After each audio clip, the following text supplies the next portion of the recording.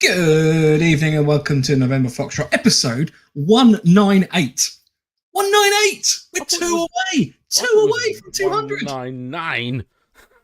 199 is next week. How are we doing, everybody? You're right. I love the new setup, by the way. If you're listening back on any of our podcast streaming places, I highly recommend you either jump on Facebook or YouTube to have a look at Lance's new studio setup. Yeah. Yep, it's been I'm very lucky to be joined by Lance tonight, because at one point he was talking about, just before the show, sitting off camera just so that people could just watch the background. Where is he? Is he there? Is he in that drawer? Yeah. So talk us through what you got behind you. You've got some interesting things. I've always wanted to do this, and I do have like a breeze block wall in my loft at the apex at one end. Well, I've got one at the other end as well, funny enough. But it's always been like angular, and I've never been able to get like a full shot, like nice and square, you know. So since redoing the garage, rejigging everything, and a bit of decorating and stuff, I finally was like, yeah, I can do this, and it can also double up as a bit of a bar area for the old darts and stuff like that. So, yeah, I've got my Mark 12 Mod 1 DMR. I've got the beep beep beep beep beep beep beep MWS beep beep beep beep beep up the top there. Oh, hang on.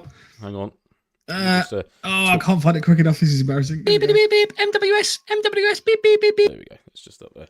Okay. So yeah, I got that. I've got my old Hurricane lanterns. I've got my present from Andy, which is my miniature scale AK, and you've got your one as well. I put mine up tonight just because I'd seen that you had yours set up in a photo that you sent me. So I was like, I've got to have something there. I'm still playing around with. I've got a new bookcase. That's exciting. I can see that. No books. Night. You must. Oh, yes, I forgot to bring my books down. I had a couple of books to put on my shelf, but alas, they will be next week's. See if you can spot them. So yeah, no, I'm really happy with it, mate. Yeah, it's cool. Yeah. A nice space for me to take. Pegasus has already asked, is that the one Tigris helmet and carrier stand? No, I would. You know what? These only arrived today, and I've only installed. I bought two accidentally. Actually, funny story, fun fact. So I had them in my basket on Amazon, and my lower door seal on my dishwasher decided to take shit and leak everywhere. So I quickly jumped on Amazon and sort of added that to my basket. Checked out. It's like, got an email today saying, yeah, your 4 items. Oh fuck! I've ordered 4 door seals, and it wasn't. It was like a new security light, the 2 hangers. I was like, yeah, I should have ordered them, but they've already been dispatched. Fuck. So anyway, yeah. So they were a nice surprise when they turned up. But they are on Amazon. I will give it a week or two. That's fully loaded, by the way. That's got my 2 4K plates in it. So that's a heavy rig. And it's so at some point during the show it might collapse. We don't know. See if you can. First one to spot it, fall down, wins a prize. So I've got one for my airsoft rig, and I've got one for my motorbike helmet and jackets and gloves and shit like that. So yeah, it's cool. It's really sturdy. It's solid pine. It's not like crappy MDF wood stuff that you get with some sort of panels and things that you in some things you buy now and again. So it is proper wood. But yeah, it all seems fine so far. But I will pop a link to anyone who wants it. It's on Amazon. I think they're about £30 each, something like that. But yeah, all good. My little Funnily enough, it ties into next week's show, because we're going to be talking about kind of weird and wonderful aspects of milsim and various kind of bits and pieces that you might think that you'd like to buy, which are quite cheap, not necessarily expensive, but just like little bits and pieces we find out about sort of tie into milsim.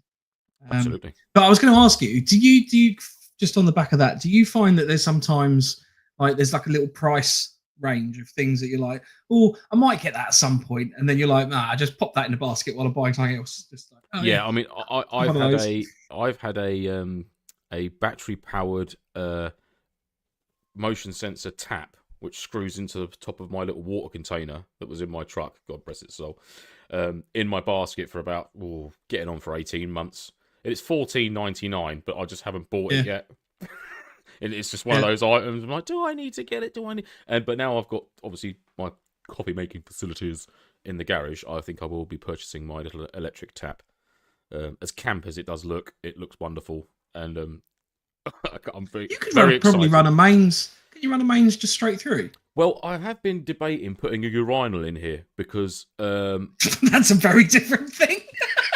No, hang on. Reason being, I was talking about making tea and coffee. my main soil pipe is boxed in the corner over there, so I could just tap into it, and I could essentially put a toilet in if I wanted to. But I thought urinal. It doesn't have to be a urinal. It just has to be a funnel. It could be, yeah. We got a friend of mine in the back of his van had a traffic cone upside down, just pointing out a little rusty hole in the corner.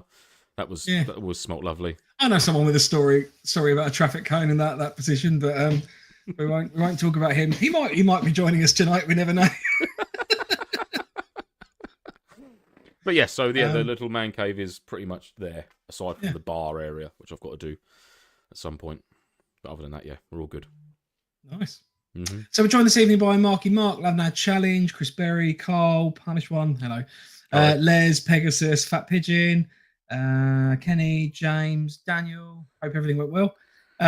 Terry, Daniel, Carl. I'm just repeating names now. Hello, welcome all. Hello. So just on that same thread in terms of randomly buying bits and pieces that you've had in your basket for quite a while, I bought myself a tactical rope dispenser. Of course you did. This is something that's been on. It's been something that's on the list for a while. So it's basically comprises of a small spool of pre-threaded cordage, which is apparently the same properties as my preferred cordages. But I'm yet to kind of test this out properly. So I don't want to kind of suggest the cordage is very good, but basically fits on this little kind of handy knife system, basically. So you can just run that through the middle of there, and there's a little blade in there, and it does just cut it off. Nice and easy. Yes. It looks like a robo snail.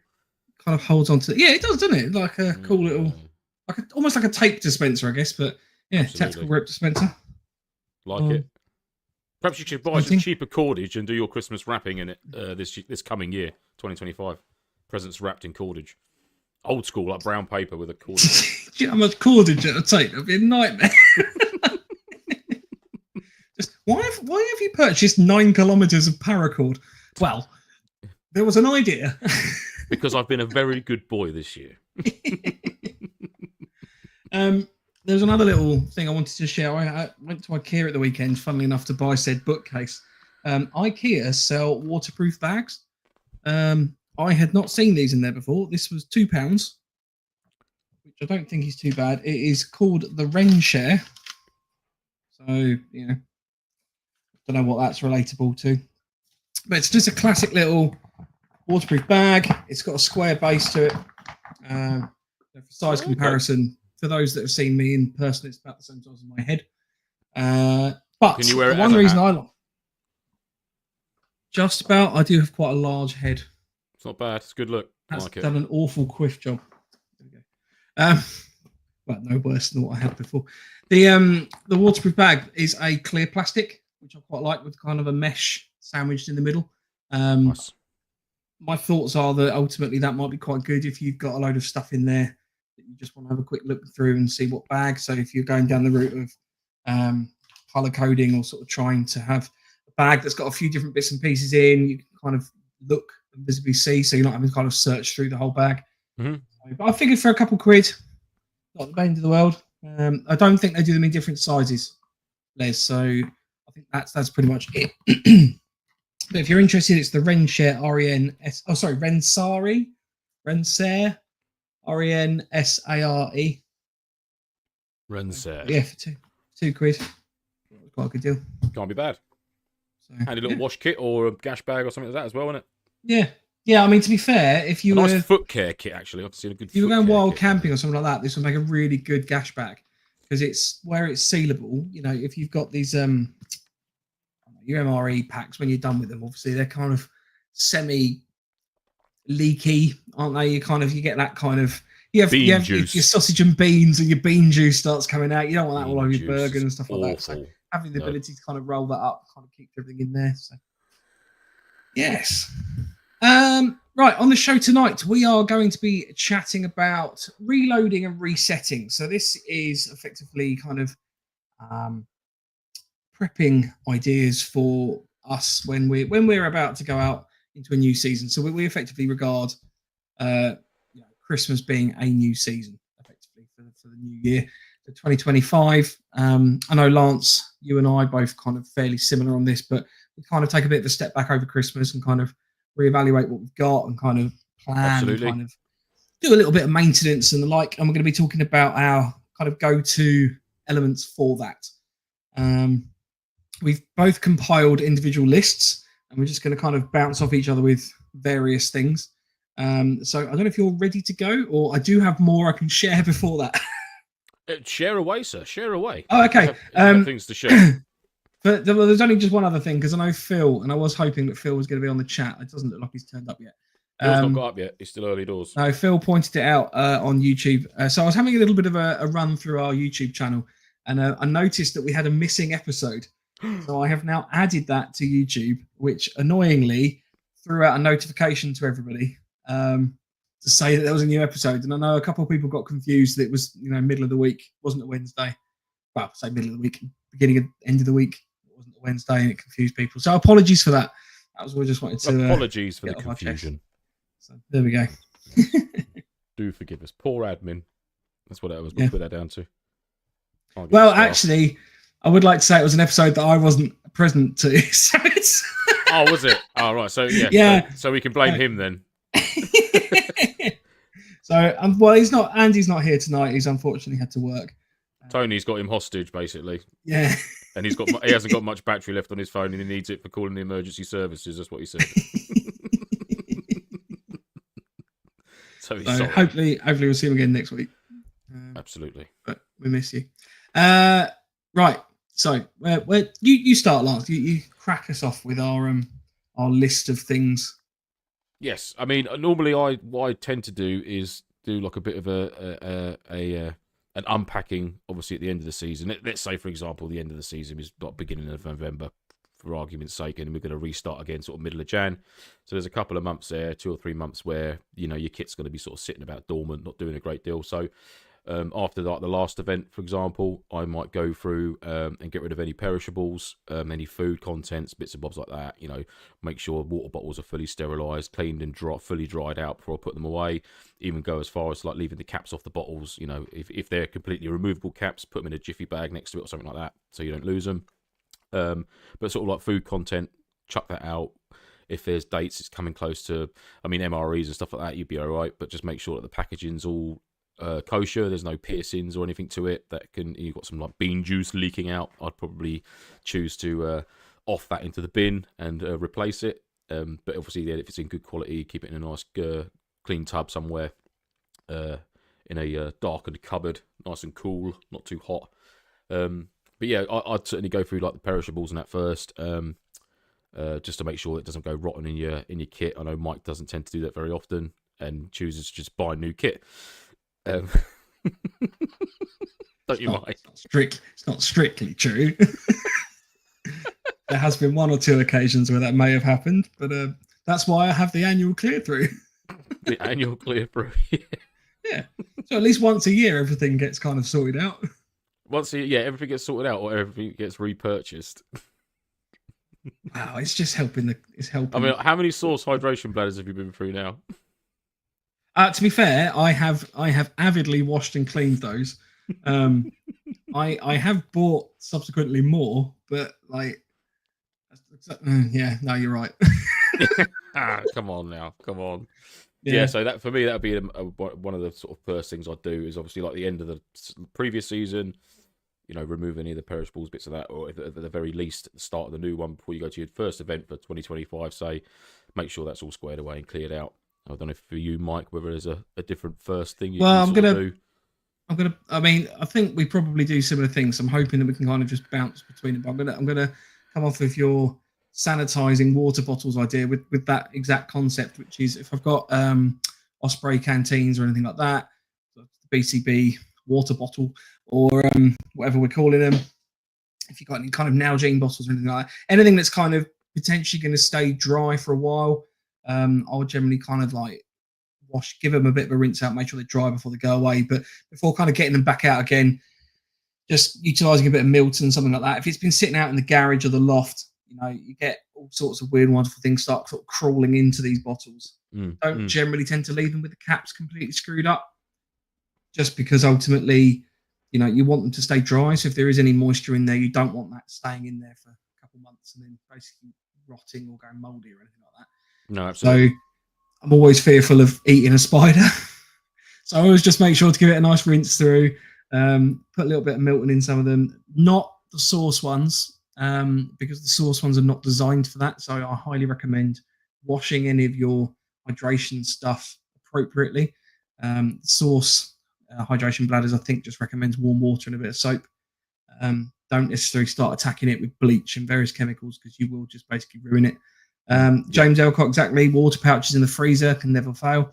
So that's another option. Sorry, Landlav Challenge as well, did the same. But yeah, just if you've got a decent brand, they should have maintenance and recommended care instructions. So I generally just tend to follow those, except for the BCB water bottles. I do generally just tend to use a bit of Milton in those, not loads, because otherwise you do run the risk of drinking bleach. Yeah, that's never a good thing to do. Yeah, don't do that. Just be careful with those.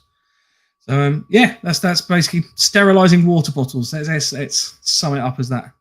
Absolutely, yes. Well, we could start into sort of like your general kit cleaning. Your combats, your undergarments, your socks, any towels or flannels or anything you have in a wash kit or a foot care kit. Make sure that's all squared away and cleaned. If it requires it, I tend not to wash my trousers too much unless they're absolutely gipping.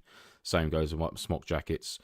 Obviously, underlayers and out there get washed after every event, but like the overcoats and stuff tend to find, hung outside for an hour or so, tends to get rid of most of the nasties and most of the nasty smells. You don't want to smell too clean. You're going away to. You do this when you get stuff out or when it goes away? Before it goes away. Right, okay. Like if something's got dried mud on it, I'll just give it a stiff brush off. I won't tend to bother chucking a smock jacket through the machine. If it's just got a bit of dried mud on it, I'll just give it a good stiff brush off. Leave it hanging up for a couple of days, and then it just get packed away or hung up in the loft somewhere or down in the garage on my new hanger. But yeah, so all your clothing kit, socks, things like that, and then coincide with that, I'll give my boots a good seeing to. Give them a stiff brush, give them a wash off, dry them fully out, give them a good coat of dubbing if you can. Depending on what material they're made of. If there's Gore-Tex or something, there might be some other treatment. All my boots are leather, so I'll give them a good old soaking of dubbing. And rub all that in and just let it soak in. I won't buff it off or anything. And yeah, sort of that. You've never used dubbing, by the way. It is a waxy product. I thought it was like shoe polish, i.e. have like a brush on, brush off type thing. Mm-hmm. So when I bought my dubbing, I bought a little brush set as well at the same time for like a couple quid off of eBay. And I got the dubbing out, immediately got the little brush, stuck it in, and I was like, this is not right. No, just an old sock, just wipe it all over it. Yeah. Give them a polish first, obviously, like the Altbergs and that. I'll get the brown boot polish, give them a good old buff up with that. And then I'll do a one more coat of boot polish and I'll just rub it in with a put on brush and leave that to dry. And then I'll go over that with dubbing and again, leave that on there. I won't take off that last layer of polish. I'll just leave it on. And it just, keeps the leather nice and supple, keeps it waterproofed. And the same goes with the laces and that as well. I'll dub in all over the laces, everything. And it just prevents that rot. Although you can get anti-rot laces, it won't hurt. It always helps. So... What about re-waterproofing? Because I know you're pretty much the king of re-waterproofing stuff. Yeah, if it needs it, I think like the nip wax stuff you can get for waterproofing garments that have been previously washed a few times. You get a certain amount of washes out of them, but it will need redoing. But then obviously I've waxed my smock and a pair of my combats, and that's probably why I tend not to try and wash them too much, just so I don't want to remove that wax content out of the material now. So again, a stiff brush, get all the worst of it off, hang it out to dry, air it out, and then reapply wax as and when I need it. As so far, it's actually been really good. I know John did try it on his one, and he didn't get very good results. So whether he didn't put enough on or it needs another treatment, perhaps. But it's certainly an annual job. And the same goes for like your bivvy bags and stuff. Doing your Fab Seal on your bivvy bags or any tents and things like that. Waterproof sheets that would require re-waterproofing. Make sure those things are all done to go inside, like with your soft kit, if you like, if you want to call your clothing and your sleeping bag and your tent systems a soft kit. That's especially if you're using older surplus stuff as well. Like if you've got the old school woodland DPM bashers or anything like that, they will remain waterproof for a very long time, but they do start to go eventually. So they need to be looked after, especially seams as well. Seam seal stuff, get the old little pot of seam seal with a little small brush and just brush all that seam seal. Again, it protects the stitching that's probably potentially been in there 20 odd years in some cases, you know, up to 20 years, we say, for surplus kit for shelter systems and stuff. So to add a bit of seam seal or a preventative agent of some type, it's only going to be a good thing. So, and it make it last longer, which is always good. Yeah. Right, I'm going to talk about consumables. So one of the things I always generally tend to do is, once I kind of get my kit out and kind of organise, consumables are a big thing that kind of reordering various bits and pieces. So we're talking, you know, Mark 5s, smoke grenades, and kind of your pyro, stuff like that. I generally tend to try and buy BBs in bulk if I can. No, Lance, you're very much against buying BBs in bulk. You generally tend to buy like a bag for an event coming up. Do you know why? I'll be honest. Why I do? Because it's storage. It's a pain as well. It's storage, but also I can easily mix them up. I don't know if it's just me and my mental capacity, but I can easily mix up BBs and think, oh fucking hell, we've got that speed loader there. What is in that? I can't remember. And all my speed loaders have got weights written on them, like 4 3s, 3 6s, 2 8s. There's a high chance that it's not the weight of the BB that's in the speed loader, so it's pointless. So I don't know why I did it, but I did. But luckily enough, now I've got this set up in a way that's on 3 6s, or they can both run on 4 3s. Pistol runs on 4 3s. So essentially, I only have to buy either 3 6s or 4 3s. There's no other weight, so I haven't got to worry about that. But I'll tend to just buy one bag, and it'll see me 1 or 2 events. You know. To clarify, I'm not like buying like 20 bags. Like I generally tend to buy like maybe 3 or 4 at most. I don't think that's just excessive, because, you know. Just because it reduces postage, basically. You know, I'm not going to be going along and picking up. I'll just drive to a Kenny's. variety of different bags. Yeah. So some of us don't have the luxury of being that close to a supplier. Yeah. 5 minutes from the Empire. Out. The only one I am conscious of is bio BBs. And if you watched last week's episode, I am now on a rant about bio BBs. You are the man. Bio BBs are the way forward. So I won't necessarily be stocking up on those, just because you kind of run the risk of them. I don't know, actually, because I don't know. Maybe we need to do some science with it. I mean, but I know there's always life to them, because obviously shops. But there's always a risk if you leave them open. That's what I mean. Like, but then a lot of bio BBs, they come in a plastic bag that's got an air vent hole in it, so little breathable holes in them. So I don't get it. You know, maybe it's more the moisture as opposed to the air, or whether you've got moisture in the air. I don't know. God knows. Who knows? Yeah. It's a dark. So we've talked about ammo. Pyros, generally try and get pyro in bulk as well. Normally, I'm quite fortunate to be in like a couple little groups of people. So it might be a case of there's like a big bulk order going through. So again, normally, firstly, you save money on postage. You save money on price per unit, because if you're buying, 300 Mark 5s as opposed to just buying like a bag of 10, that's going to make it massively cheaper. Mm-hmm. I've always tried to get Mark 5s or sort of anything like that for around £2 a unit, which isn't usually unachievable. I haven't bought any in quite a while now. I can't. Do you know what? I can't remember the last time I bought pyro. I can't remember the last time I threw a Mark 5 or shot my mortar. Although I have rounds in the loft. Yeah. I was going to fire a celebratory one on New Year's Eve, because my friend's got a huge area of estate that we had this New Year's Eve party on, so it was very safe. Yeah. But it was very, very windy and blustery, and I thought, no, can't be arsed. It's also not really that celebratory, is it? Launching an attack on the. It's only going to be the one multi-bang, it'll be fine. There's plenty of fields at the back. I was just going to go over there. Give the rabbits a livener.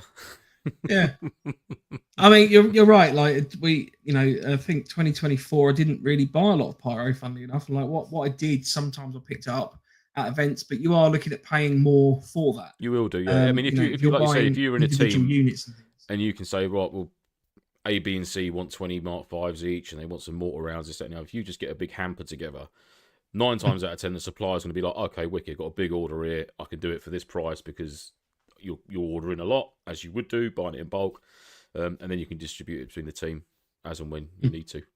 So yeah, it's a lot easier way of doing it. I know some airsoft sites do a similar thing. So if they've got like a shop on site, sometimes they're willing to go in with, if you buy a big bundle with the shop, they could basically pass on those price reductions as well. Yeah, sure. So yeah, pyro's a good one to kind of stock up at the beginning of the year. And then the only other thing is things like your medic kit, making sure that's kind of stocked up. It's kind of more of a kit check point of view, I don't generally tend to go, oh, right, I need to go and buy specific paracetamol for my first aid kit. But I will just generally kind of just run through, make sure the medications are all in date, replace anything that's not, replace anything that's used up that I've missed previously. Yeah, sure.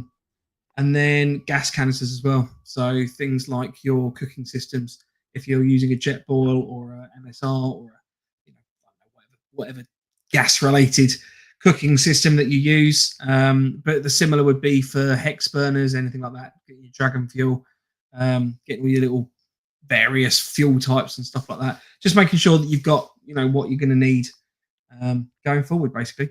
Yeah. And again, you haven't got to bulk buy for the year.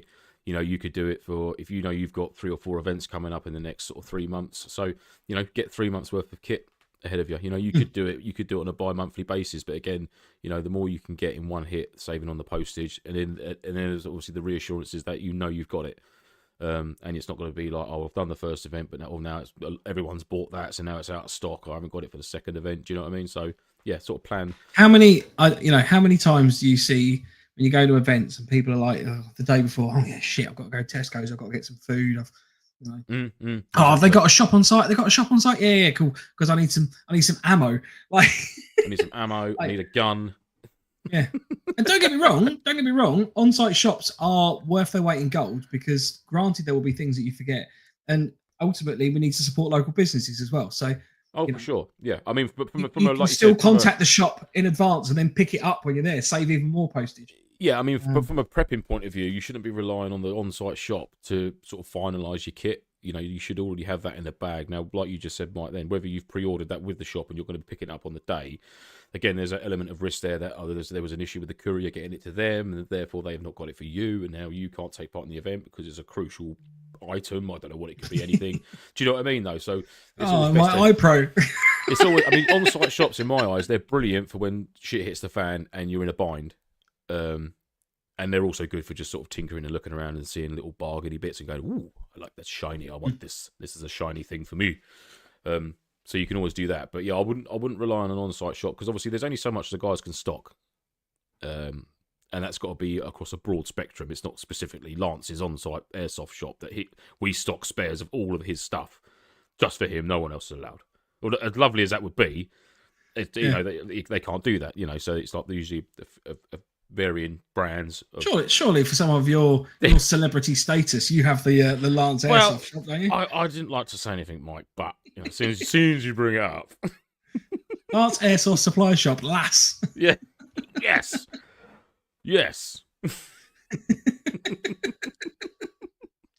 But yeah, like I said, don't rely on an on-site shop just to finalise all your kit. That should well be squared away before you arrive at your event. Per se, like you said, a bag of BBs, a bit of pyro, that's not the end of the world. But yeah, make sure all your kit is squared before you go. If we are missing anything throughout the episode, by the way, feel free to throw your own ideas in. Or add to our topic section that we're speaking about, Mark said I did a lot of this stuff over Christmas. Full kit check up, ready for the new year and ready for Defiance Saturday just gone. Good man. That's what we'd like to hear. Did you use our NoFo kit list? Did you pack your 9 torches? No, because the Mark II's on there. If you did pack 9 torches, you're using the old list. I still stand by the fact that you should have a couple of torches. Absolutely. I have my trusty Olight, courtesy of Rage, which is just there next to my mortar. I just think having a few little torches in pouches, like, for example, like a tool pouch, something like that, rather than go, oh, shit, I don't know where my torch is gone. I'd like to get the Iron Man lights in the gloves. Out. Job done. Oh, just have the circles in the tack gloves, yeah. Yeah. Awesome. All right, it's your turn. Is it my turn? Right, so for me, it's in as a nice segue. It's in as Mike brought up his favourite subject, other than bits of string, is torches. Mine must be like the electricals, things like that, batteries, electronics, torches, things like that. Taking your batteries out of their storage cycle, if you do that. Personally, I've never done that in my life. I've just made sure that they're in a lipo-safe bag and stored away in a cool environment, out of the sunlight, this, that, and the other, as you would do. And then I just put them on a charger with my turning gauge proper charger, make sure they're all good as gold, ready to go. And then any torches, again, if they're rechargeable batteries or they're AA's, AAA's, whatever they might be, little penny batteries, change it to CR123s or whatever they are. Either renewing them if they've been in there for a while. Sometimes it's quite good to renew rechargeable batteries because obviously they will decrease in their value over certain amounts of time. The more you use them, the cycle of the battery life is it will diminish with the more recharges and then drains and recharges. So yeah, I wouldn't say maybe renewing them every year might be a little bit excessive, but every couple of years I'd certainly look to replace rechargeable batteries for torches and PEC boxes and things like that. But yeah, electronic stuff, any scopes that have got penny batteries, things like that in, be worth it. They're cheap as chips to get, so you might as well renew them. And obviously dispose of any old batteries in the correct manner at your supermarket or a amenity tip.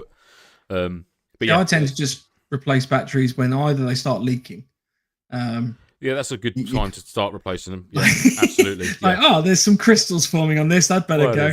What is this stuff? Or just when they stop, like, because it's usually the ones I find the most when you're using something over and over again is you'll notice that you're not getting the same length of life out of something. So it's not necessarily there's like a physical damage to it. It'll just be like, I've charged it like the normal overnight, and then I'm getting maybe like half a day out of it instead of like 3/4 of a day that I used to. Yeah, exactly that. And obviously any bits of any electronic devices which do go through a lot of power over a weekend. Let's take my thermal scope, for example. I mean, that goes through AA batteries like a pisshead to a curry. It's a beast. So I need to have a good few sets of 4 batteries on me for a weekend's event if I'm going to be reliant on the thermal for recce's and bits and bobs like that. So yeah, all those sorts of bits to bear in mind in sort of like your electronic section of your kit prep. There's a question that's come in from Blackbeard. It says, I'm looking at getting a Pelly case for kit and riff storage. There you go. Riff storage. Any suggestions? 1 to cover both, or 2 to cover each? Like, as in 1 for your riffs, 1 for your kit, or I don't know. Guessing, I don't know. I mean, based on the question, it's for both. What's your kit box? Well, I've just got I've got a couple of the massive Stanley black and yellow wheeled crates for chucking in. I mean, I call that my Longmore boxes because essentially you can just chuck all your rig in there and have at it. I don't tend to have a specific storage crates for like plate carriers and things like that. The only ones I've got hard cases for are just for my 2 rifles, and I bought that at Shifty Riffs a couple of years ago actually. For £50. It's a monster of a box, takes 2 rifles, all my mags, and when I actually looked up the brand online, it was like £450 worth of box I got, so absolute bargain. I can't remember the name of it, can't remember for the life of me what the name is. That's what I was trying to say, but I will look into it and let you know. But I mean, even like the Nuprol hard cases and that, mate, I don't think you'll go far wrong with one of them. An awful lot of people get them. I believe Marky Mark got one for Christmas. So maybe speak to him. I know he's had a couple of new hard cases recently. And obviously it depends on the size of the length of your rifle. Depending on the box you want to get. It's not funny. I mean, no, it is funny. It's a little funny. Giggle at that. Why? It's a little funny, isn't it? Clearly, how long is your rifle? Got a long rifle. We can all agree on that. We called him Long Gun. Yeah. And then he shows us a little P90. I mean, just from my perspective, I don't run Pelly. I have a couple Pelly boxes that I use for certain things, bits and pieces, but I don't have the big Pelly like Storm cases or anything like that. Sorry, I can't remember. Someone in the community, was it last? I'd saying last year. Obviously, last year, we're in January now. They've been building a crate. Do you remember who it was? The flip-up lid, and it had all the racking inside. I mean, I've done that similar to Was it the wooden one? I don't know if it was a wooden one or not, but I'm sure they had a slot in the centre which held a couple of rifles, and they could get some kit around it. Now, whether they got their rig and stuff like that in there as well. But, I mean, if you're looking for a box, Blackbeard, for your rifle and rigs, I mean, I would strongly look at the heavy-duty wheeled storage crates. I think they're like 140 litre. Big lid on the top, can double-click it shut. I think you could possibly get a hinged one, I'm not sure. But it's got like the pull-along handle, quite relatively chunky wheels. They should survive the car park a long more, dragging it into the fob. Yeah, that's certainly be one to look at, mate. Again, it's all dependent on the length of the rifle. You might have to remove a suppressor or something like that to get it to sit in there. But I know people certainly have modified crates and stuff like that to house weapons and a little tool tray and things like that in there. So yeah, definitely worth it. I'm sure there's some YouTube videos you could look at for some inspiration if you wanted to go down the route of like a custom one for yourself. But I don't know if there's a specific one for rifles and kit. I might be wrong. There might well be one. I'll be surprised. Well, I mean, ultimately, it's going to be down to the length of it, really, isn't it? Like fundamentally, the size of the boxes vary massively, and if you're going to get one that takes the right rifle, you're going to have the suitable length of box for that. Just looking at the, if I can find it quickly, looking at the Peli website. I've lost it now. So this is the largest Peli. Oh, by the way, if anyone knows how I can get rid of this sodding grey bar to the left of my Firefox, I don't know why it's there. This customized toolbar thing doesn't get rid of it, and it's really annoying. I can see why that would be annoying. Yeah. It's like, I've got this great big widescreen, but I can't use like the first inch of it. It's a nightmare. First world problems. I know. Right, so this is the IM3075 Storm case. So to give you an idea, this is obviously like Peli is typically what I'll probably say like the higher range brand. You're looking sort of £650. The length of that as the interior is 757 mil. But there are other options. So, for example, the New Pro tactical kit box, the internal dimensions of that is 807. How much is that? That is £170. That's what I'm talking about. I'm sorry, but I'm not going to pay £637 for essentially a black fucking crate. Yeah, I don't care who's name's on it. The Storm case one that's probably not comparable in terms of performance spec because these are completely watertight and apparently virtually indestructible. And I think they've got some ridiculous warranty on them as well. But I was actually looking at this, funnily enough, before Christmas, and I'd kind of sat on the idea of getting one of these. So this is the Milcase Explorer 9433 case. This kind of sits at the kind of relative price range of the New Pro, so it's obviously a little bit more. But the specifications on this is that the internal is 936 long. So you've obviously got that kind of. You're getting on for a meter, aren't you? Yeah. And I mean, I can't remember what features this were, but I mean, guaranteed forever. That's what I was looking at. So that's what I was thinking. Oh, that's not a bad idea.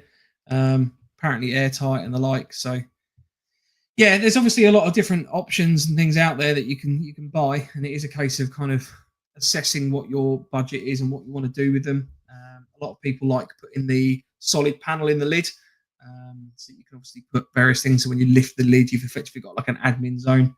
Yeah. I know you've done that on your gun box, haven't you? Yeah, I did. I knocked up my own little Molly sort of back panel, which I could sort of thread different pouches in, depending on what sort of arrangement I wanted to go for. I put my my Sawfly glasses cases up in the inside there, and some magazine pouches and bits and bobs like that. A few little bits. But yeah, like you said, it all depends what you want to go for. I mean, for me, I got that. I think it was a Combat UK large holder. It was like a 90-litre holder. I got it from Preppers. Because they did a flash sale on it, so I thought, well, obviously you've got to buy it. It's a flash sale, fuck's sake. And I was actually genuinely surprised. I thought it was going to be a little bit crap, but I bought it because we were going away on a family trip. Me and my son were using a bag, and my wife and my daughter were using a bag together. So I thought, me and the boys' kit can all go in there. And I was genuinely impressed with the strength of it and the volume of kit that I could get in there. And I used it when I'd done my leg in at that JBG shooting event. I took it to that, and I carried all my clothing, my plate carrier, helmet, boots, some other admin bits and bobs. It's got pouches on the outside of the bag for putting smaller toolkits and all your necessities in, wallet and bits and bobs like that. And I thought that was a really, really good kit bag, if you like. Obviously, it's not a case, not a box hard case, but it's a really good kit bag for sort of like your fighting order if you wanted to put that away in a certain box or certain bag, and then just have a rifle case. That might be an option for you to look at, mate. I'm happy to send you a link for that. I'm sure it's a Combat UK holdall, black tactical holdall. Yeah, so I was genuinely impressed with that. It's quite good. I was just trying to find one. I've always used, and I've done so for a number of years, which is why I was looking to replace it. But B&Q used to do these kind of just big black garden storage boxes. They've got effectively a little bit of kind of a water resistant seal in the lid. Mm-hmm. They were like £40 something at the time. We're not talking vast sums of money. The only reason I'm looking to replace them now is just because I've had them stacked for a long time, and the lids are starting to bow because they're not designed to take that much weight. Right. Yeah. Anything like that. One of them storage crates that's got a reinforced lid that can double up as a table or a seat. That's always a handy little. And with wheels, highly recommend with wheels. Wheels, yeah. Or if you even bigger and chunkier, even better. But if they're able to be modified, so you can get chunkier wheels on the side, that's even better. Yeah. Because my box is, although it's good, if I take it because I use it for taking it to Driver Wood to do the boot sale and stuff. I tend to come home with half of Driver Wood's car park wedged inside the wheel, and it's just annoying. Yeah. So I need some chunky off-road tires on that bad boy. Yeah. Plano is another brand as well. Boxes are really good. Yep, really good. Which aren't too expensive. So yeah, it just depends on what you're looking for, really, and price and budget wise. So. Alex made me laugh. She said, what's wrong with just using a suitcase? Absolutely nothing with that at all. And to be honest with you, if you get a decent suitcase, absolutely nothing. I think the thing I found with wanting to get a box specifically was just when you've got kind of kit that you're potentially leaving out in areas that could get wet. So if anyone's played at Driffield, there are buildings in there that just when it rains, just randomly water pisses through the building. And you're not ever really in a position where you can trust that somewhere is dry. So it's always a good idea if you can, keep something. But then a relatively. On the flip side of that, if you do have to travel on a public transport, for example, you're going to an event. Yeah. I'd say a wheeled suitcase with a handle. It's probably a lot less maintaining the grey man shroud as to nothing to see here. Nothing to see here. I can got a whole load of stickers for gun stuff all over the side of it. Remain the grey man and just buy civvy suitcases. Absolutely, why not? Yeah, if it works, it works. Tactical Dad's Airsoft says, "Hey guys, only just tuning in YouTube. Never told me you were alive. I've just seen we're alive. We are suggested watch list. Hello, welcome to the show. We're on the watch list. Tactical Dads. I'm sure I've spoken to you before, buddy. All my kit is in a box I got from Wix for 20 quid. It's got wheels, pretty strong, and I could put my son in it."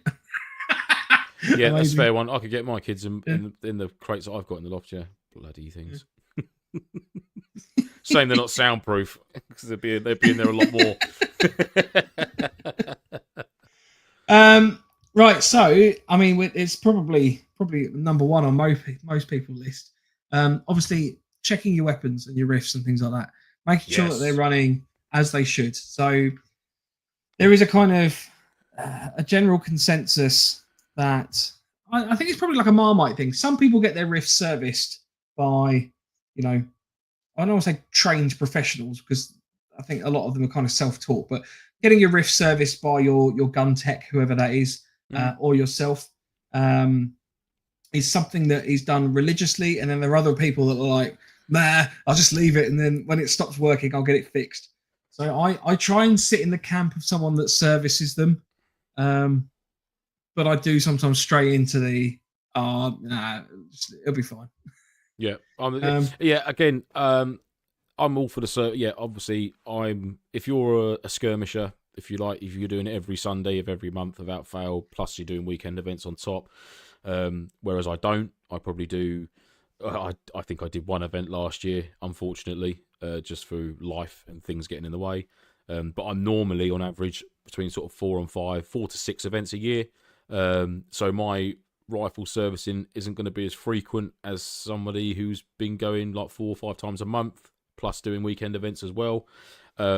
So yeah, I'd expect someone who's doing that amount or putting that amount of rounds through a rifle to get it serviced probably twice a year. If you're a regular skirmisher, you should be looking at doing that, and at the very least, cleaning the barrel of your gun probably after every second event or every second Sunday of the month. You want to be cleaning that twice a month at least if it's that prolific about the amount of time you're using that rifle for. Whereas for me, I get it serviced once a year, and then I do intermediate cleaning of bits and bobs. Although I do want to learn some more cleaning of the MWS. The bolt, the DMR's fine, but like the what greases and what silicons to use at certain positions on the rifle. Now I need to look into that a bit more. But yeah, maintenance, like Mike said, using a trusted tech who's done work for you before. If you do want to get like a full proper service, if you're not confident in doing it yourself, you could watch a couple of YouTube videos and see how to remove the hot rubber. Maybe renew those for the previous one that you had in there. Just upgrade it to the same but brand new. It's always good, and obviously making sure that barrel's been cleaned out properly. I mean, you can do it yourself. There's nothing to stop people from looking after their own riffs and stuff. I think the thing that stops most people is that there is a risk if you are completely novice to it and you go in a cack-handed way, then you will make it worse. Yeah. Perhaps, you can run the risk of breaking things. You run the risk of losing that little spring that you need. So just be careful if you're going to go. Just don't sit on your living room floor in the middle of the week when it's dark and you've got stuff all around you and go, oh, I'm just going to open this up, and then you've got gearbox everywhere. You need a workshop. You definitely need a nice clear kitchen table. I recommend that. And peace and quiet. Do it somewhere. Don't do it. Don't do it when you've got like, I've got to go out in 20 minutes. I'm going to give the rifle a quick clean. Just wait till Sunday. Roast chicken in the oven. You've got a couple of hours. Then go and do it. So one thing I've also noticed is it's worth, if you don't have a chrono, when you get your kit out, it's been in storage for a little while, and it's probably worth doing every once in a while anyway. Just check before you go to events what your riffs are running at, because I've had a number of times now where one of my riffs has just randomly started showing up hot. Now, fortunately, I've been in situations where I've had alternative riffs. One specific situation I didn't. It was the beta testing day for Huntington Blackstone site. I ended up just running around with a pistol, of which I only brought one mag for, and my knife. So don't get me wrong, had an absolutely fantastically fun day, but it would have been nicer to have my rifle.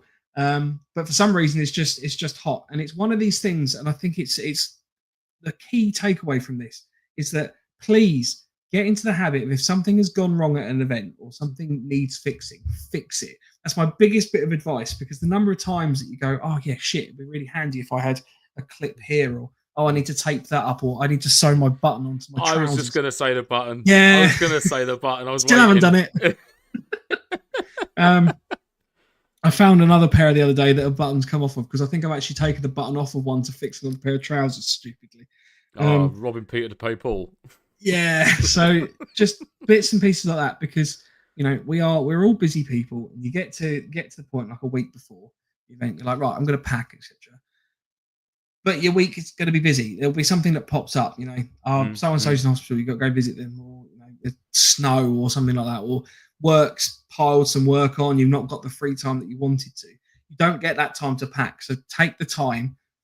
Remember when these things go wrong, and just make a note and write it down.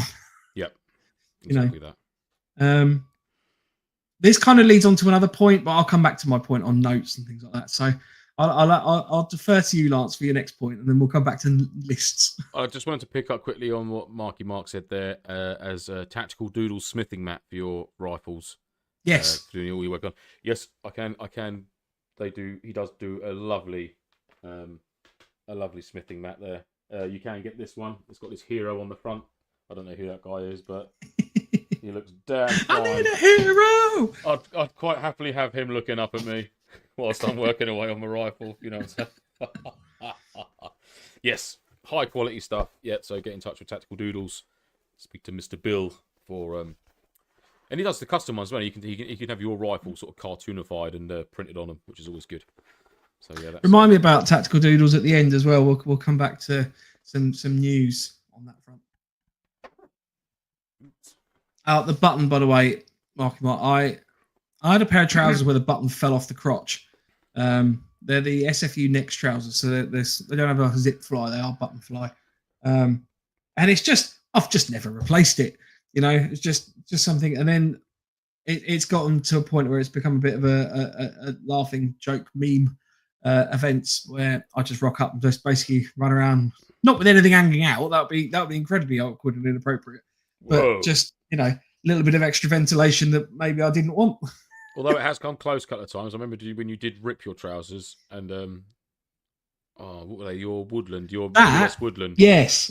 No, that was my woodland. I saw things no grown man should ever see that day. That I'm pretty certain was my step ones.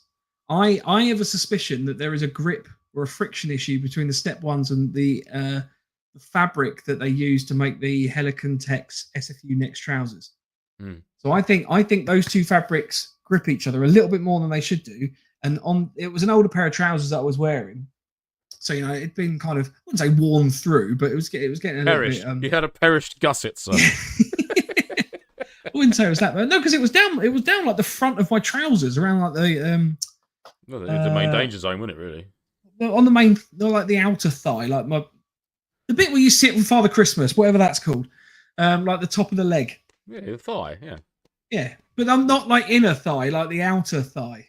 Oh, no, in outer. Well, I'm pretty. I squatted down. I was putting a tent up. I'm squatted down. I'm pretty certain that there's a friction between the step one boxers, whatever, and those trousers, and I don't think it allowed it to slip, and it basically just sheared that fabric. So I did, however, use the fabric for some ghillie crafting on my one of my helmets. So, you know, win-win. Oh yes, you did. You used that on your Falklands. No, it wasn't your Falklands one. What was it you used? No, it wasn't a Falklands one. It was a subsequent one I've used it on. But okay. The Falklands one was another pair of shorts that have just gone.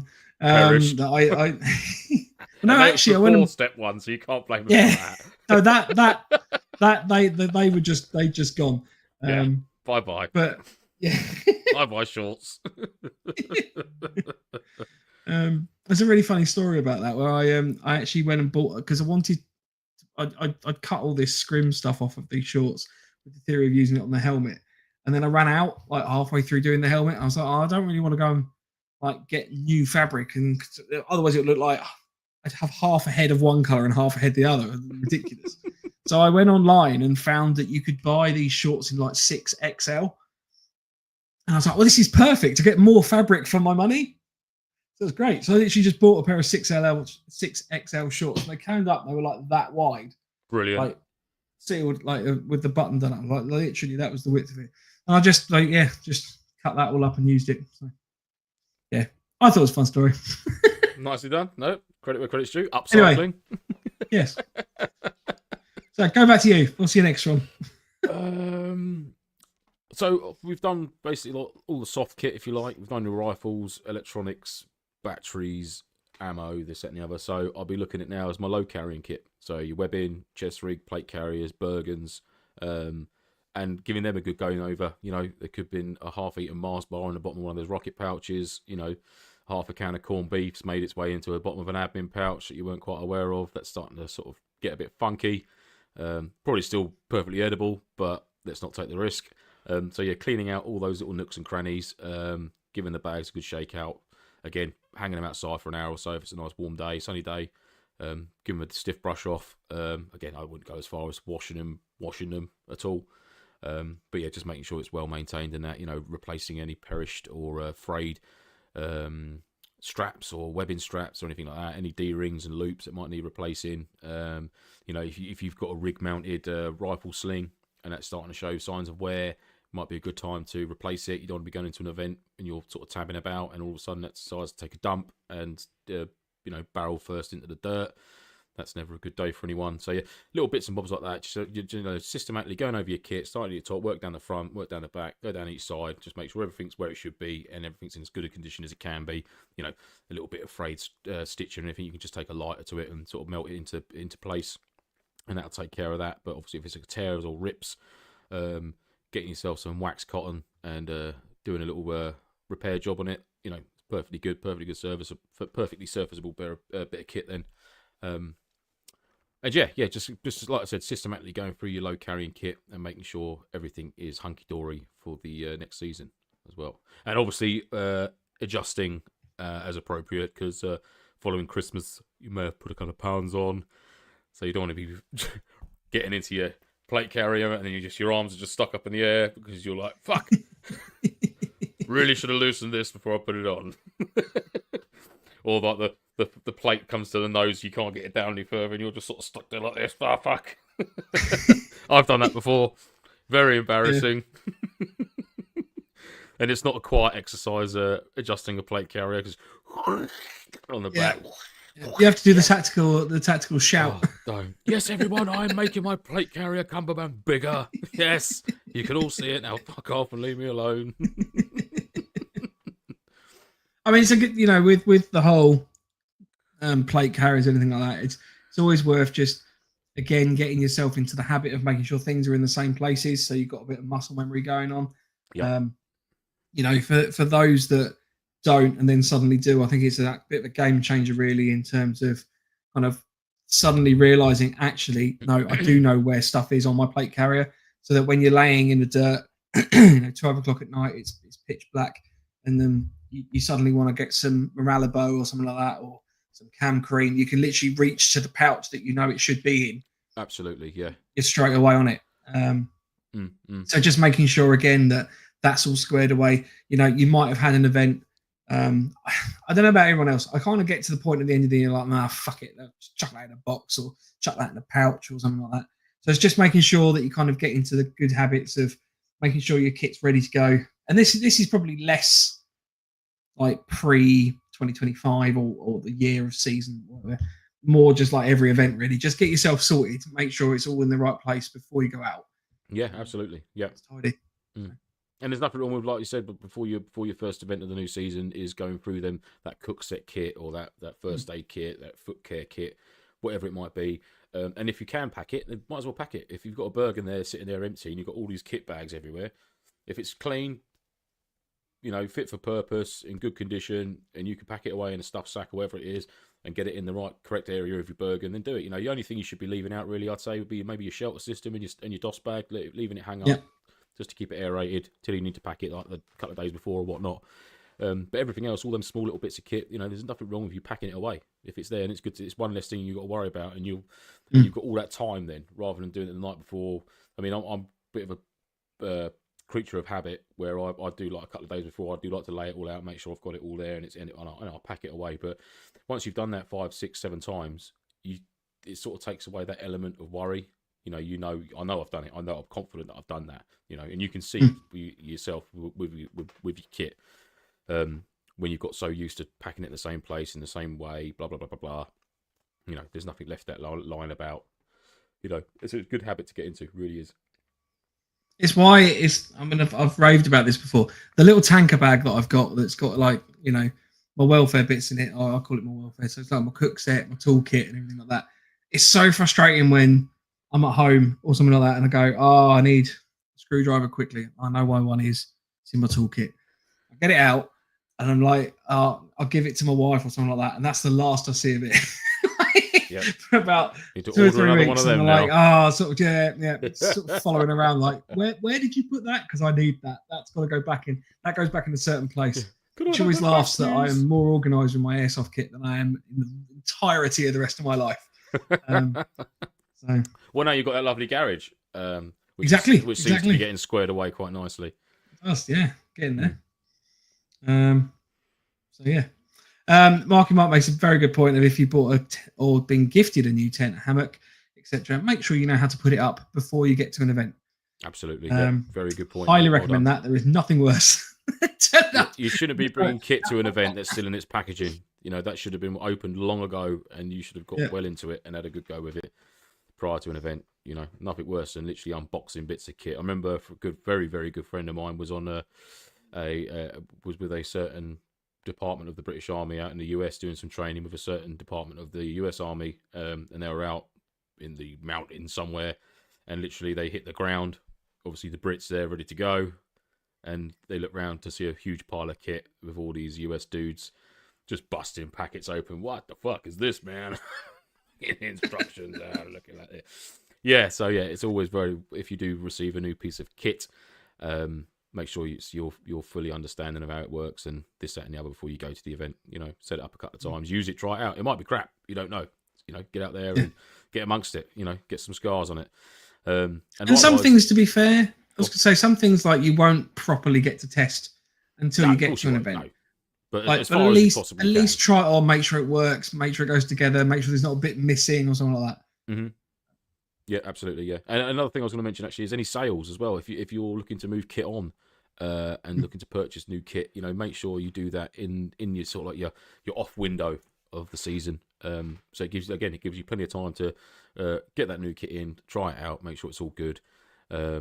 And you're not sort of like going through events thinking, oh, I wish I've got that now, and then getting it, but then you haven't got enough time to make sure it's all good for the next event and this, that, and the other. So you get yourself squared away nice and early, And I think it's important where we say about this off time and that. I know it's great that people airsoft all through the year. I want to go every weekend, this, that, and the other, cool. But it is good, I think.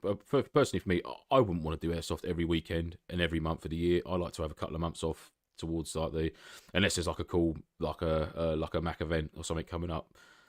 Sneaky beaky in the woods or something like that, that's always good. That always gets that always blows my skirt up, and I always want to take part if I can, and work doesn't get in the bloody way, which it has done recently. But yeah, I'll always sort of try and give myself a bit of downtime, time to square the kit away, and that's what I've been doing. Obviously over the Christmas period, I did a lot of work, but also allow myself a few days to get down here, get this all sorted out and orientated how I want it. Not only for obviously keeping tools, my motorbike, bits and bobs like that in it, but now I've got an area that I can just bring some kit to sort out for an event, rather than trying to do it in my loft that's got like surplus kit as well as the kit I want to use, and there's sort of minimal space to sort of to organise some stuff, so I can just chuck a load of gear in my Bergen, come down here, right, that's it, it's all done, and then I've just got like my little deployment area, if you like, for my kit to go in, which is cool. I do just love kit prep. I just find it a little bit. There's always that period where you're like, oh, maybe I'm just like not really enjoying the enthusiasm of it, or it's becoming a little bit onerous. I think it's a very guy thing. Without sounding sexist or anything, it's a very bloke thing. I think is for me personally. I'm not talking of bloke things, right, Andy? Here he is. Oh, Tony let you out then, did he? He's removed the ball gag and he's unbound his hands so he can type. But yeah, no, like I said, I'm not being sexist at all. I'm sure women do it as well. But from my personal experiences, I find that the guys love to tinker. Now, whether you're not even in airsoft or you're into, like Patrick's into his woodwork and that, so I'm sure there's an area of his workshop that he's got all his tools lined up and this, that, and the other, and he sorts them all out, and there's an element of tinkering there. Carp fishermen or fishermen, they're sorting out tackle boxes and hooks and this, that, and the other. The airsofters, it's a comfort thing for blokes, absolutely. Personally, for me, I don't think it is just blokes. No, I don't know. I'm not saying that, but from my personal experience, I've got, from my dad with his tool shed and this, that, and the other, my uncle with his tool shed and this, Dan with his workshop for his woodworking and stuff like that. So I'm surrounded by guys that love to tinker and things like that. That's what I'm getting at. I'm not saying that women don't do that. Of course, they probably do. No. All I was likening it to, because I know my wife, and I'm hoping she's not a man, but my wife is very much the same sort of craft bits and pieces like that. And there's an element of doubt there. I'm sorry. There shouldn't have been an element. I mean, there's not a problem if she's not a man. Hey ho. I'd like to think by now you'd have found out if she was or wasn't. I don't see gender. It's not a problem for me. It's fine. Oh God. Yeah. So I want to come back to lists. So, I mean, kind of burrowing on the point that you'd mentioned in terms of making sure that you've got your stuff, that you've packed, etc., like that, because put it in a certain place, etc., and you got used to packing it. The packing list, I can't recommend having a packing list enough. We have one on the website. If you're ever kind of in doubt, by all means, copy it if you want and kind of reuse it. Kind of make it your own if you want to. But having a little list just as an aid memoir to make sure that you're not going to miss anything. So when you go into an event, think about it kind of just a bit of a crib sheet in terms of make sure you think about wet weather. Is it going to be raining to the event? Maybe consider bringing some wet weather gear. Certain props or bits and pieces like, oh yeah, shit, I might want to take a battery charger or something with me. Having that capability is quite handy. But as well as the list of that, I try to keep like an ongoing little notepad, which is things like I need to fix that, I need to tweak that.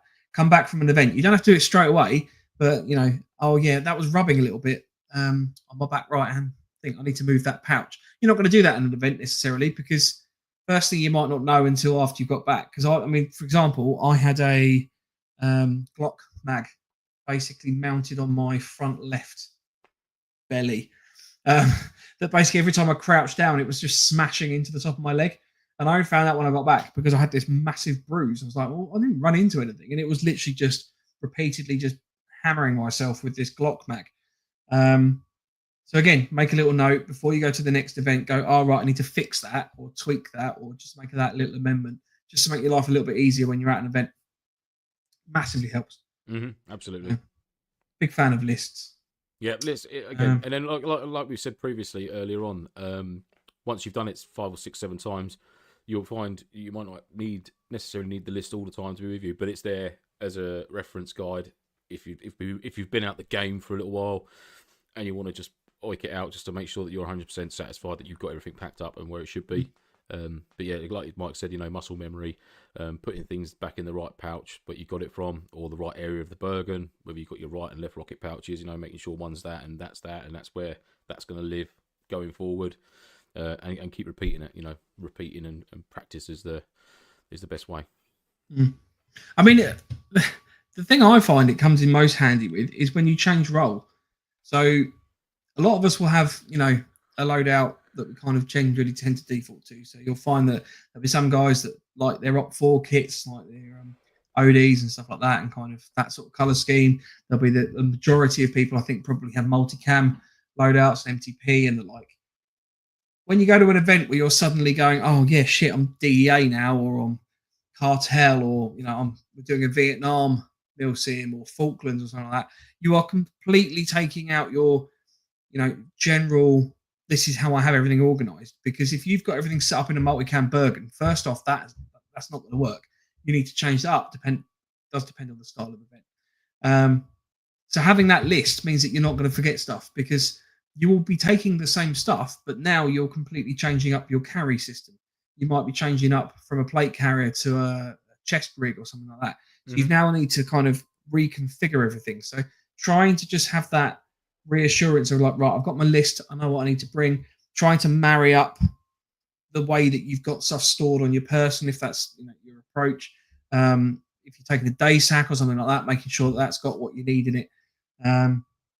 It can be a real challenge, because if you're going to three events within a couple months or whatever, which are completely different style of events, you are having to change it. You can't leave everything in a similar bag necessarily. And that is the nightmare when you're sort of like not pigeonholed yourself as just being like, that's it, I'm just going to be a operator task force and that's it, and my kit can pretty much stay the same, bar using a chest rig or a plate carrier.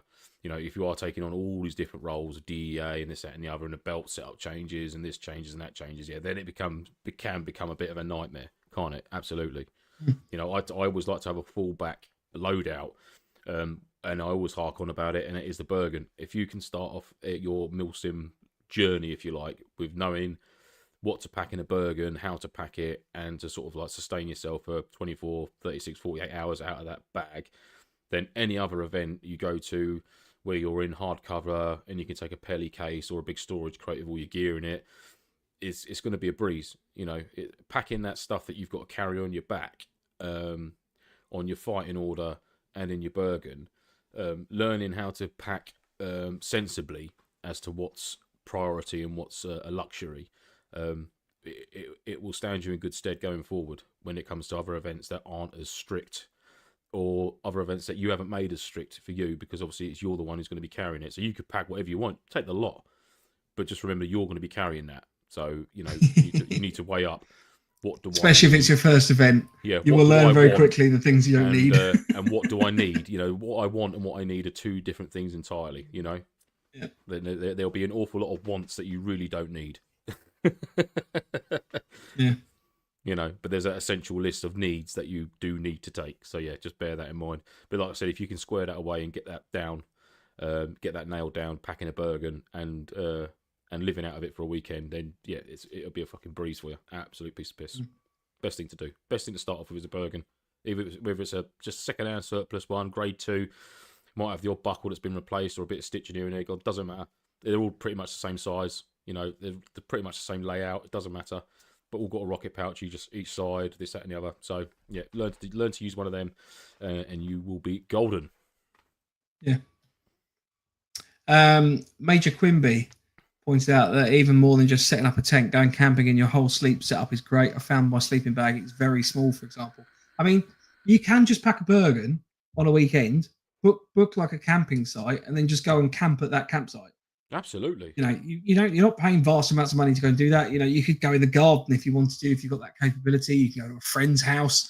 You know, I don't know, if you know someone that's got a big field, you can go camp there. But get out and about and test your kit, and it will be a massive stead, because you're not sitting in there being that liability. I was watching Dirty Civilian, I think it's called. That might not be right. Let me just double check. Really good YouTube channel. I think it's called Dirty Civilian. But they were saying that they're doing kind of relief efforts and bits and pieces like that. And sort of one of the main things that with kind of any place that you're going to help out as a relief effort is making sure you're not a burden to the people that you're going to help. And it's exactly the same with going airsofting and milsim. Like, you want to try and be there to be self-supportive enough that you can help out your team. Like, if you're going to rock up and immediately be a burden because you haven't brought a jumper, I'm not picking on anyone in particular, but say you forgot your sleeping bag or your trousers or something like that. That's annoyingly, it's the only example I can think of, but I'm not going to name the person. But if you know, you know.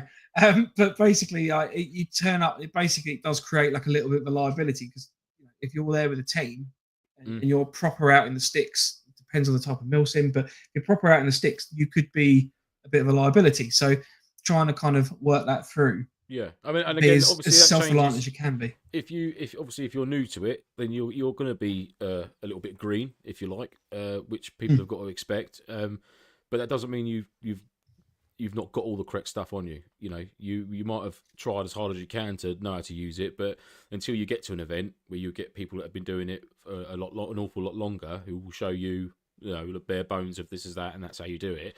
You're going to be a little bit green, so don't worry in that respect. But like Mike's just said, then if you turn up to an event, and I've forgotten my cook system, I haven't got this, I didn't bring any batteries, I haven't got that, and then it starts going on, and you just clearly look like someone who's failed to prepare for the event that they're going to, and who's just been a bit slapdash, really. I get some people just do a massive brain fart and go, oh fuck, and you can happens. Yeah, of course. I've done it.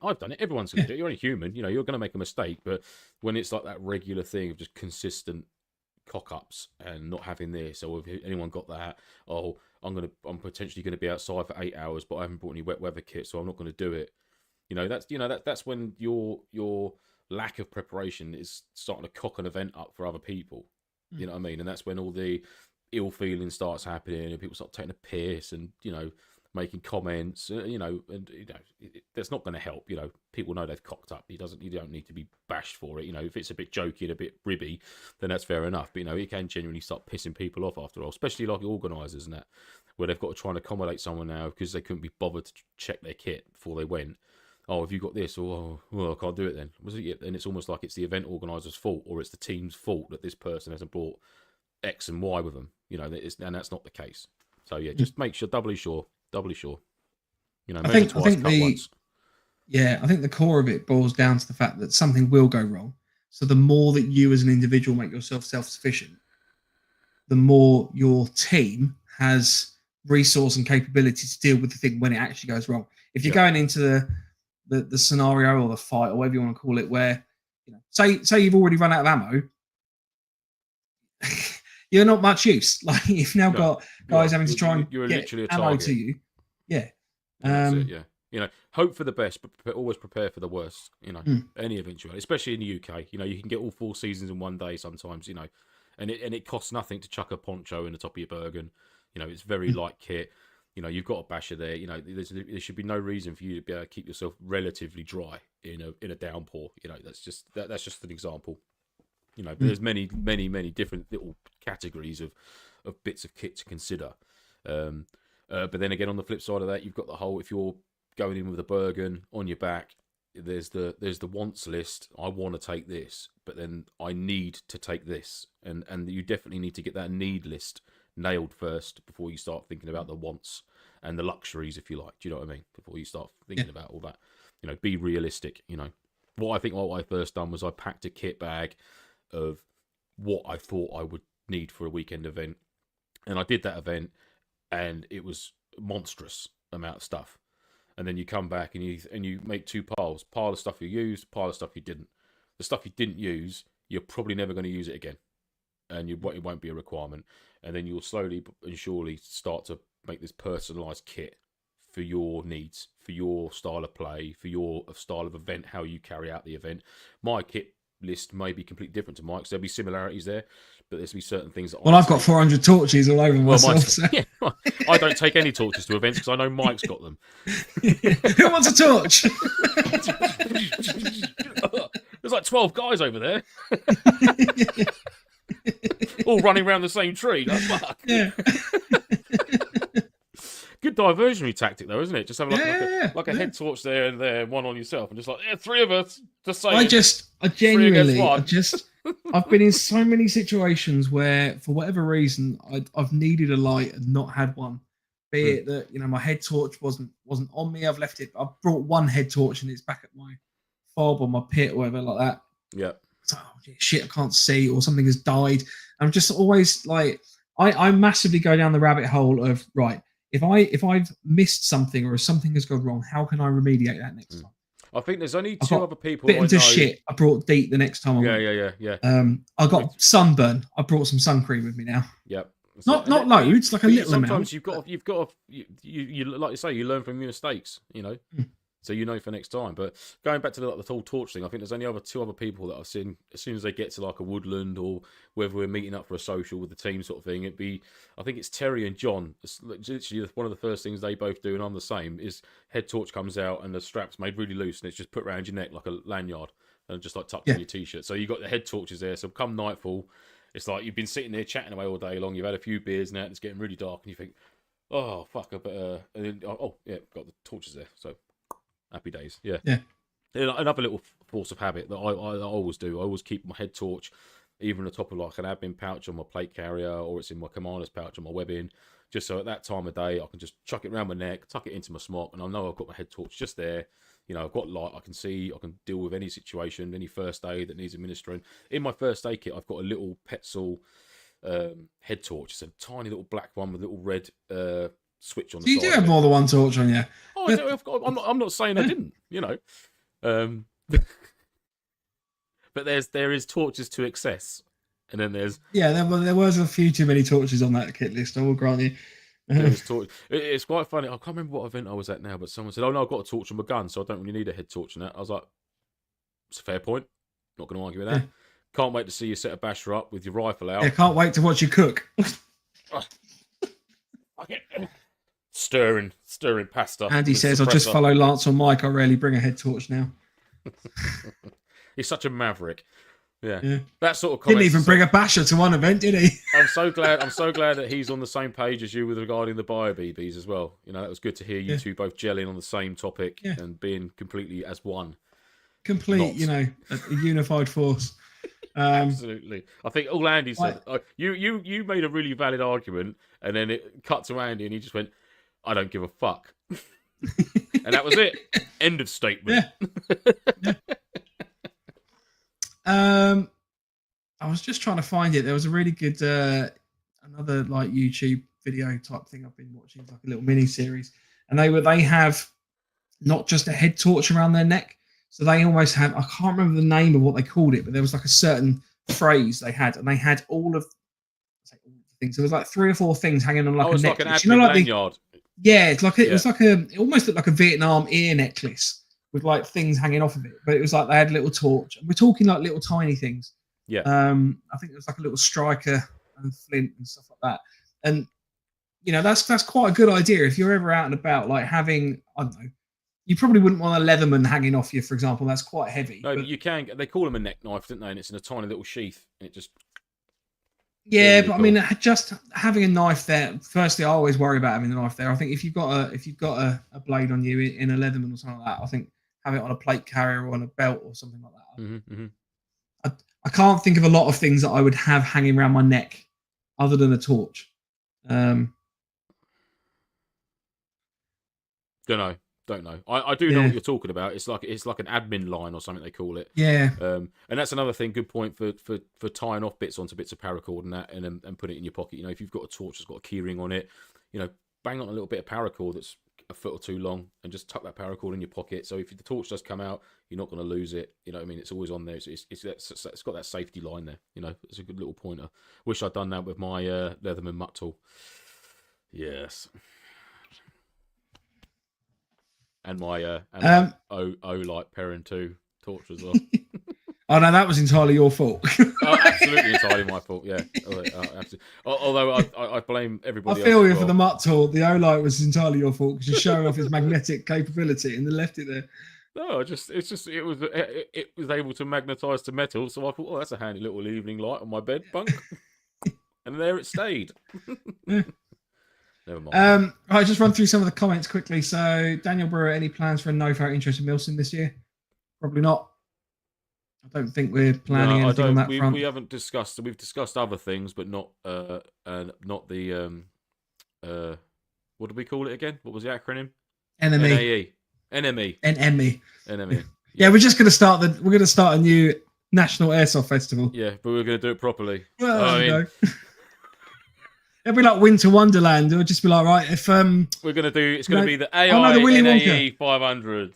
Yeah, you know the Willy Wonka experience that went horribly wrong. Like loads of people turn up and like hugely disappointed. That would be our national festival. Yeah. Wasn't it like in Worthing or something? Yeah. There was like a cardboard toadstool in the middle of a wood. Like, oh look, let's go on the trail. Oh, there it is, kids. Look, you see it.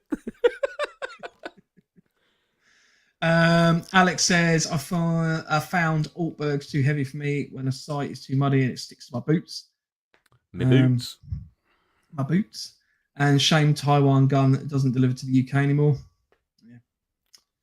Yeah. Marky Mark knows about the button. It was just a reminder. Please keep reminding me because I will need to get that sorted out at some point. We already talked about the 10. Daniel Guest, sorry, a bit late to the party. I was 10 minutes behind. My kit is packed away in a cams bag with the main rifle. It's the same kit for each event. I know where everything I require is. Good man. So it's good admin. We talked about that one already. Daniel again, agree Quimby. My first event with the British Army Arctic bag was bloody shrink wrapped. It was horrid. If you are experiencing a small sleeping bag, so as a larger gentleman, I like a little bit more room, and I find the girth of a sleeping bag quite restrictive.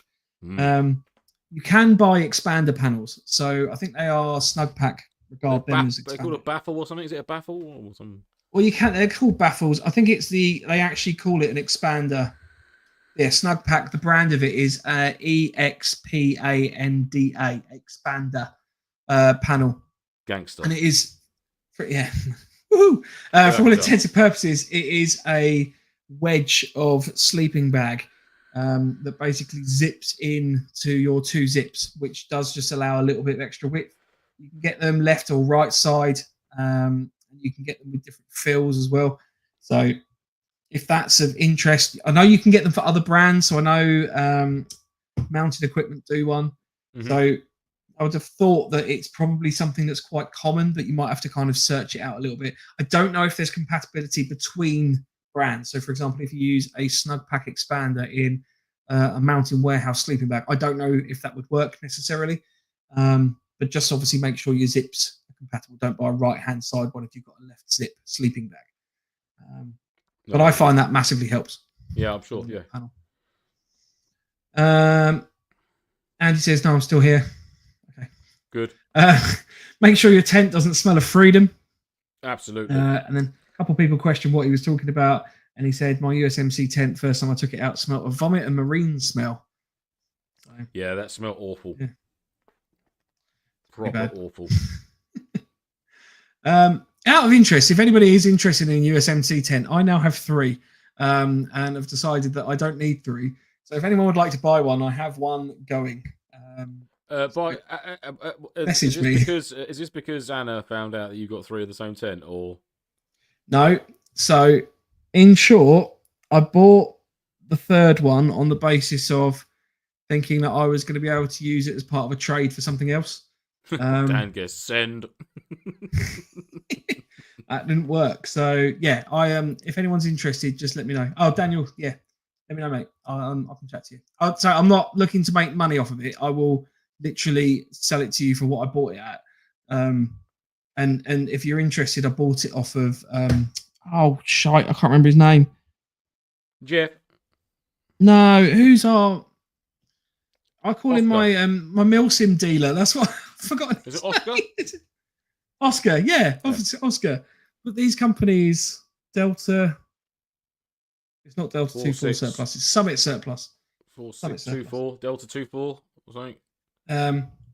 So yeah, basically, I bought it off of him. So I need to put it up and double check. You've got a little bidding war going on in the chat there, Mike. I think you should start advertising it now. What price are you looking for? Basically, I paid 110 for it. Okay, asking price. Dan, Pegasus, £110. Any advance? I paid 110. Second Summit, that's it. I paid 110, and I said to Oscar, if anybody bids up or pays more for it, I'm just going to give him the money. So this is not me making any money off of this at all.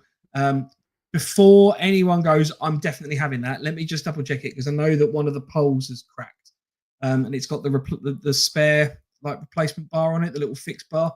So I just want to double check that it's all pucker. 110 a packet of Freddos and a rusty trombone. Oh, that's an offer. Oh, there you go. Any answers on that, Pegasus? Yeah. Anyway, so yeah, we'll talk about that afterwards. This isn't a live auction site. Daniel says pre-event kit prep like Marky Mark is the best part. I don't enjoy putting it back in the car though. Although with the truck, it was a dream. Oh mate, that truck swallows kit like there's no tomorrow. Just you think you've filled it, and it just looks at you and just says, "Give me more." Wait until you've got 240-litre storage tubs on the roof rack as well, with a cargo net over it. Then you will know admin space. Dan also said, "Read the bloody brief and follow the camo rules."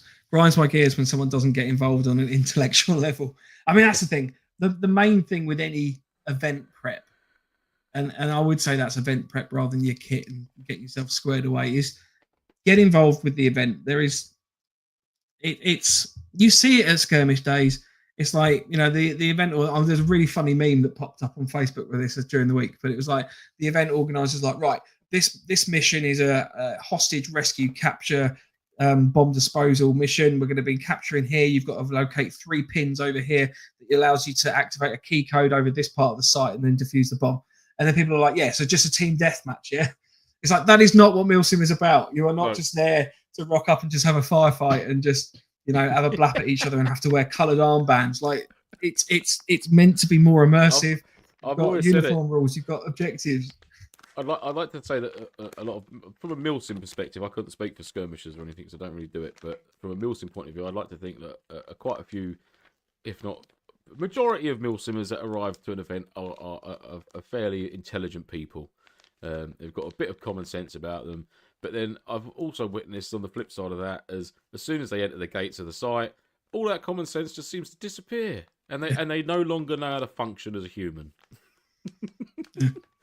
And really rudimentary things is like remembering to drink, remembering to eat, remembering to sit down when you're tired and sleep, or just thinking. Yeah, but we all do that. I think that's the problem, isn't it? I could keep going. I think that's adrenaline over common sense. I don't think that's. No, you can't, because you don't do this day in, day out. You do it half a dozen times a year for a day. Yeah. That's not muscle memory. Your body isn't trained for that sort of fatigue. Right, I've got one last thing I wanted to mention. Oh yeah. In terms of kit prep, I don't know if you've got anything else on your list before I'm conscious of the time. No, load carrying. I did have event schedule, but I think we all know that is, you know, what it is. You know, looking for the calendar ahead and sort of planning around family events and things going on, and making sure that you can get to the events you want to get to, getting booked on in reasonable time as well. And obviously, if you're in a team, ensuring that you can all attend the majority of the events that you all want to attend together. That was my only thing on events, just getting there nice and early, get a plan together. and sort of try and stick to it as best you can. I know work gets in the way for me an awful lot, which is frustrating. But if you can, try and commit to certainly a couple of events at least, especially if you're in a team. It's always good team spirit to get together, and that's always a good crack. So yeah, that was my own little segment on the event schedule, if you like. Yep. Cool. My last one, pack loo roll. Make sure you got some toilet paper. Oh, I'm here. Okay.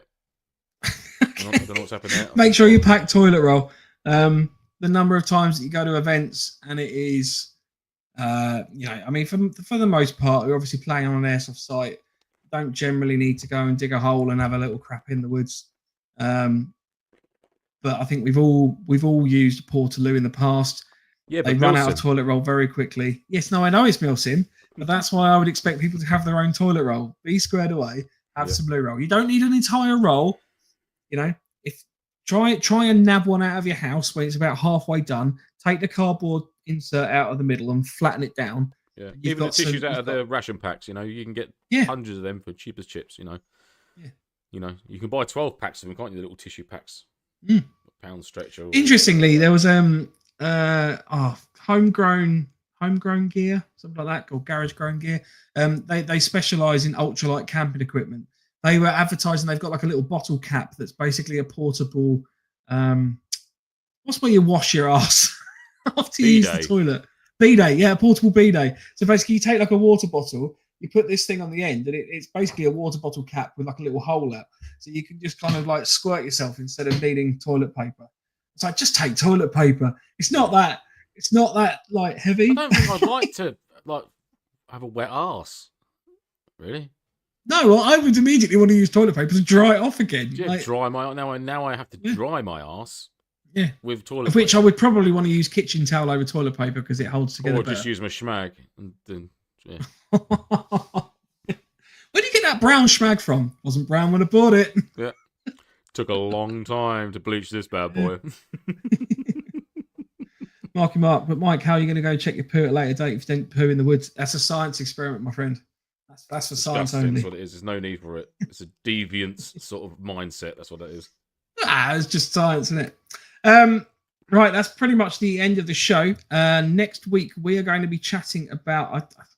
we've come up with a concept for the show, but not necessarily a decent title. The idea is it's things outside of kind of your traditional surplus tactical gear that you would buy and think, yeah, I'm going to take that along to a Milsim. So it could be some camping equipment, could be things like, finding dry bags in IKEA.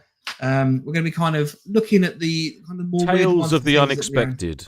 Yeah. Well, I mean, a really good example of that. So camping food, not everyone takes ration packs necessarily. Some people just build their own ration pack kits out of camping food from millets. We should do another one of them this year, actually. With the cost of living crisis and all that. Yeah. I think we should have to restrict it to what have you bought? Tins. A Freddo like bar. That's too expensive. That's ridiculous. No, that's it. Daniel's gonna give me one anyway, so that'll be fine. £110 a pack of Freddos and a rusty trombone. Yeah, I like it. But yeah, we're going to be talking about that next week. The week after, we are doing our 200th episode. 200. Yeah, which is a little unnerving because last time we had this, so when we did episode 100, we'd had an awful lot more time to plan this.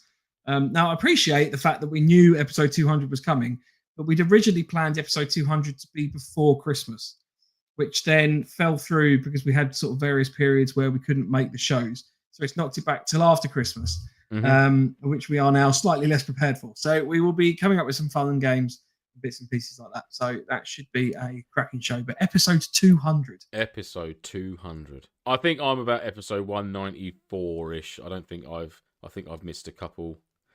6-ish, I think. Not in... Well, yeah, I don't know. Anyhow, it's the show's 200. Yeah. on an average of about an hour and a half a show. That's we're talking 300 hours of content. So if you'd like to catch up at all, then feel free. They're all on Facebook, YouTube, and then wherever you want to get your podcast from as well. Absolutely. So wonderful. And last little closing bit of news: we have now finally confirmed our t-shirt designs and hoodie designs. Sorry, not just t-shirts, t-shirt and hoodie designs. We will be talking to our And tea supplier. towels. And tea towels. We haven't actually got the tea towel design fixed yet. I would just use the same design as the t-shirt. It's fine. We can use the same design as one of the others. Fucking hell, I'm not that picky. I just want a fucking towel. All right. So we have those fixed. So we need to. The next step really is to talk to our supplier, who we will be emailing the stuff over to and getting a couple made up, so that we can have some fancy photos put on our Buy Me a Coffee website, and then they will be available. We're also, I've mentioned at the start of the show about Tactical Doodles. We're talking to him about kind of helping with some stickers as well for the sticker packs. We've created some of our own, but because we are not talented artists and there's only so far that our ability with AI will go, we've asked for a little bit of help on that front. So that's cool. That's happening. And patches, we are currently in the midst of looking at our 2025 NoFo patch, which isn't going to be branded with a number on it per se, but it's just something that we're going to be bringing out for 2025, which will be the NoFo Black Fox, which we haven't yet finalized the design on that yet. We've got the concept, but there's a little bit of excitement. We are bringing out the NoFo Black Fox. So no doubt hundreds of patch suppliers will now start getting in touch with us, hounding us for our business. Is that the camo that we were talking about there? Or no, that was we were just going the Black Fox. Right, okay. The other things yeah, that's to do with the hoodies and t-shirts and stuff like that. That's exciting. We've been working on that. So yeah, if you wonder why it's been hard to get hold of us, that's why we've been quite busy. We have been we've been very productive. We're normally crap, but we actually pulled our fingers out, and we're doing this. It's the 15th of January 2025, and we've actually got some traction with some stuff. We have. It's great. Absolutely. And I'm still, unfortunately, I'm still yet to hear back from Keanu Reeves. I'm not one to quit, so I will keep trying. I'm going to go down the motorbike route now because I know he's keen on his motorbikes. I've tried the Matrix and I tried the John Wick Honestly, route. if you manage to get Keanu Reeves on the show, I'm just going to buy an MWS to give away on the show. That's it. That's right. We'll do that. Like for that show, Keanu Reeves will do the raffle for giving away that. So right, okay, cool. Yeah, leave it. Yeah, some traction. We're getting there. Yeah. Anyway, back in your gimp cell, you. Yeah. But we will have t-shirts and hoodies. It won't just be t-shirts. Thanks, Andy, for reminding me. Yep. So yeah, there we go. Right, if you want to get in touch with the show, you can do so on our email on nofochat@hotmail.com. Our Instagram is @November_Foxtrot_NoFo, and the website is novemberfoxtrot.co.uk. Yeah. Oh, that's a good idea. Major Quimby, next episode should be called Middle of Little Milsim. Ooh, we have to do that. I think you've won yourself a little sticker there, sir, for that one. We need to do that. That would be a cracking idea. There we go. The next week's episode. Oh no, because I did see actually there was I've watched too much YouTube in the last week. There was a video that a couple British soldiers did where they did Timu Milsim or Timu Army, I think they call themselves, and everything they had on them was from Timu, and they built themselves they were doing like a trench dig out. I'll see if I can find it and post it on Facebook. It's very, very funny because a lot of the stuff fails. It's just usual squaddy banter about it. So yeah. I have one more thing to mention. Yes, go for it. Regarding my new surroundings, and I'd like to put it to our lovely community. So what I'm after ideas for a little bit of wall art. Now, I'm not thinking that's going to be spray painted. It's like a print that I can get, which maybe... In Andy, naked. Yeah, obviously, or your ass, for example. A story or something that was said, or a quote, or something you remember from previous shows that could be put into a pictorial reference and framed to go up on the wall as a little reminder, just to populate this with some memories and bits and bobs of past shows and stuff like that, or funny things that have happened, or you see us do at events. So if you've got any ideas or dildos, yeah, absolutely. Don't remember seeing one of them at an event, but you never know. But yeah, just turn your back wall into Anne Summers. Get in touch with us, and if you can, send a high res image of image of your idea, then I'll see what I can do, and maybe it'll go on the wall of shame in the coming weeks. That'd be good. Mike's mouse. There we go. That's it. That's a great one. I can't find it up my trousers. There we go. Have you got the wife's laugh there? Sorry, can we have the wife's laugh? I do have the laugh.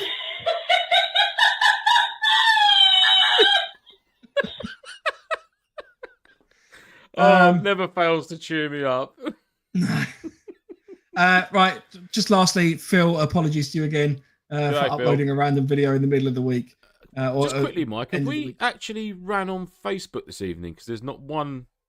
Oh, there is one. We have. Patrick. All right. Yeah. Sorry. Everything seemed to be YouTube and not Facebook. That's all right. Right. Have an absolutely cracking week. Oh, we haven't done last words. You want to do last words, Lance? I think we should let him to Andy. Go on, Andy. Oh, no, because it'll take him a while to... Yeah, because he's a bit special. I'll do the last words. It's always Hot nice. Beds don't have a retention strap.